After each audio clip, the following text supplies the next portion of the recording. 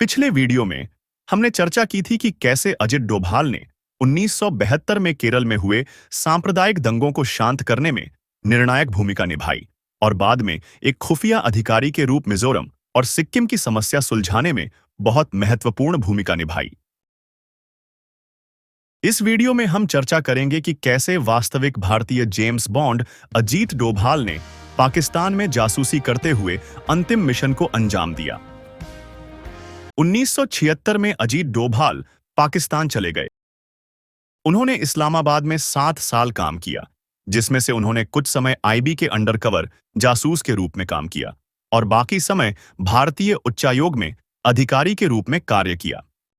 उन्होंने उर्दू में महारत हासिल की और पाकिस्तानी इतिहास, संस्कृति और राजनीति के बारे में सूक्ष्म से सूक्ष्म जानकारी ली। इससे उन्हें इतने लंबे समय तक पाकिस्तान में गुप्तचर बने रहने में मदद मिली, जहां उन्होंने अपनी जान को जोखिम में डालकर कई काम किए।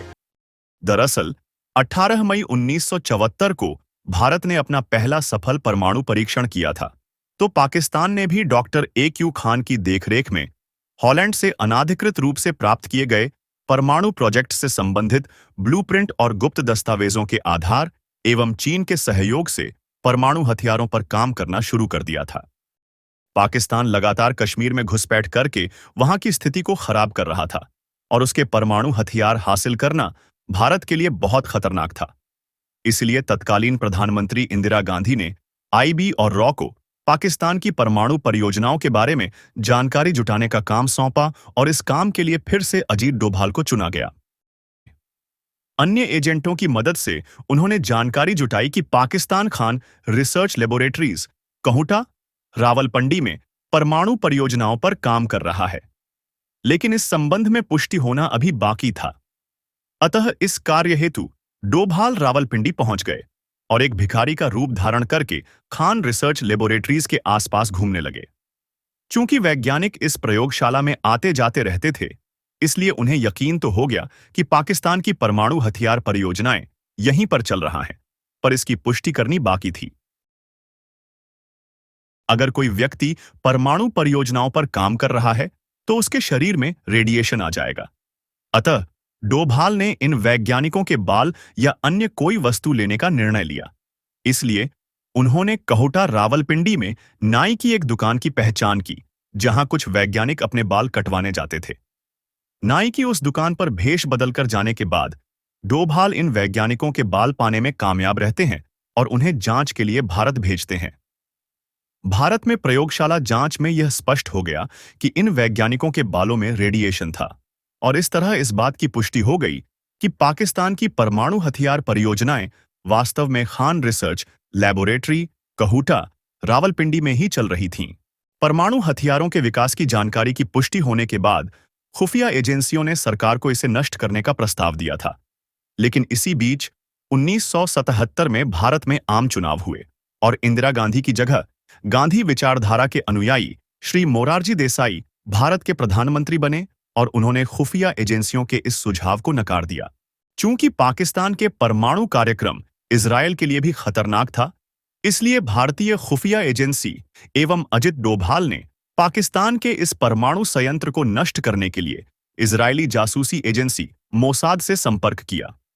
मोसाद उक्त परमाणु रिएक्टर को नष्ट करने के लिए राजी हो गया, लेकिन उन्होंने बताया कि इजरायल से रावलपिंडी की दूरी बहुत अधिक है, अतः रास्ते में उनके विमानों में ईंधन भरने की आवश्यकता होगी और अनुरोध किया कि भारत अपने किसी शहर में उनके विमानों में ईंधन भरने की व्यवस्था कर देंगे तो ऑपरेशन किया जा सकता है। लेकिन फिर से भारत के तत्कालीन प्रधानमंत्री मोरारजी देसाई ने ऐसे किसी भी गुप्त ऑपरेशन के लिए मना कर दिया।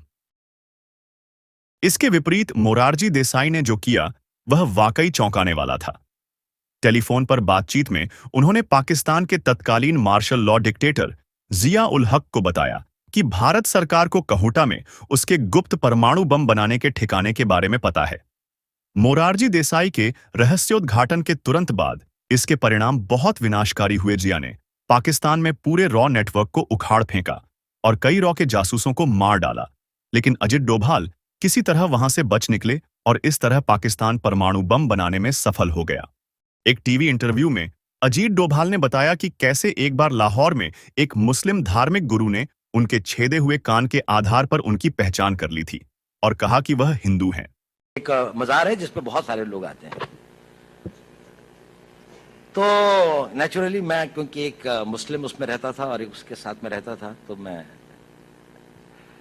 वहां से गुजर रहा था और मैं उस औलिया के उसमें आया और मस्जिद से वापस आया और एक उसमें मिला, तो एक आदमी एक कोने पे बैठा हुआ था, बड़ी आकर्षक उसका व्यक्तित्व था, बड़ी सफेद लंबी दाढ़ी थी। उसने मुझे बुलाया,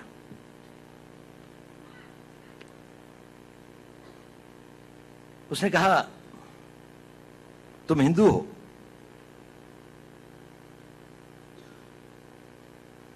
मैंने कहा नहीं।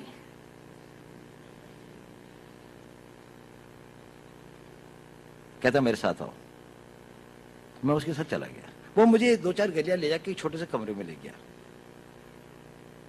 उसने दरवाजा बंद कर दिया। उसने कहा देखो तुम हिंदू हो। मैंने कहा आप क्यों कहते हैं? कहने उसने कहा देखिए आपके कान छिदे हुए हैं। अब पता नहीं, बचपन में हमारे यहाँ एक प्रथा है, मैं जहां का रहने वाला हूं, कि कानों को छेदने के एक कान वेदन का एक वो होता है, एक वो है। अब शायद कम हो गई है, लड़कों की नहीं, अब लड़कियों की होती है, लेकिन मेरे टाइम पे लड़कों की भी होती थी।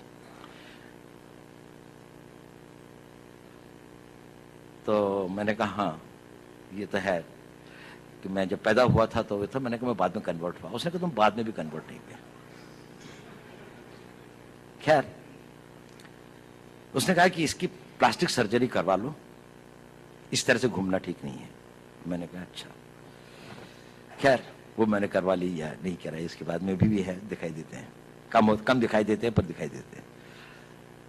लेकिन मैंने कहा ये बताइए इतनी सूक्ष्म दृष्टि और इतना नहीं, मैंने नहीं कहा, उसने कहा। उसने कहा देखो पता है मैंने ये ऐसा क्यों कहा? मैंने कहा क्यों? उसने कहा क्योंकि मैं भी हिंदू हूं।